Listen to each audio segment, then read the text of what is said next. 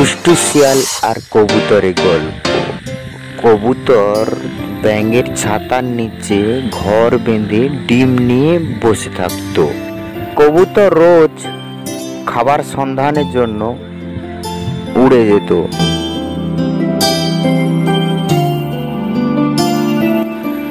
কবুতরটি আকাশের অনেক উঁচুতে উড়ে উড়ে যেতে থাকলো।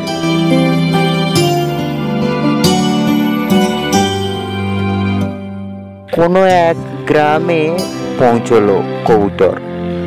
সেখানে শিয়ালের বাগান বাড়ি।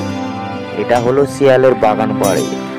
আপেল বাগানে আপেল খেয়ে কবুতর রোজ চলে যেত। অবশ্যই শিয়ালের বাগান বাড়িটা অনেক দূর, তাই কবুতর উড়ে উড়ে এসে তার ব্যাঙের ছাতার নিচে আবার বসে পড়ল। এদিকে শিয়াল ভাই পাড়ায় গেছিল মুরগির সন্ধানে। বাড়ি ফিরে গিয়ে যখন দেখে সে কি কাণ্ড! আমার বাগান বাড়িতে কেউ এসেছিল মনে হচ্ছে। হ্যাঁ, এটা হচ্ছে কবুতরের কাজ। এই কবুতর এসেছিল আমার আপেল বাগানে আপেল গুলো ছড়িয়ে দিয়ে গেছে। ওর বড্ড বার বেড়েছে, ওকে ধরে খেতে হবে। দাঁড়া, ওর ব্যবস্থা করছি। আমাকে লুকিয়ে থাকতে হবে ওকে ধরার জন্য। ঠিক আছে, আমি লুকিয়ে পড়লাম তাহলে। শিয়াল মামা কিন্তু গাছের পিছনে লুকিয়ে পড়ল। কবুতরটি আবার উড়ে উড়ে পৌঁছতে থাকলো।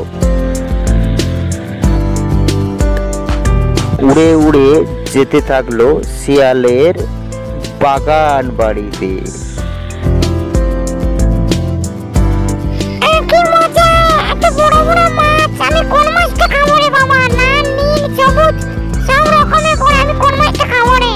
এদিকে শিয়াল মামা পেছনে চুপি চুপি আসতে থাকলো। যেই এসে কবুতরকে ছো মারলো, কবুতর উড়ে চলে গেল। শিয়ালও পেছনে পেছনে উড়তে থাকলো। আকাশের অনেক উঁচুতে উড়ে উড়ে যেতে যেতে হঠাৎ করে শিয়াল দাম করে পড়লো মাটিতে।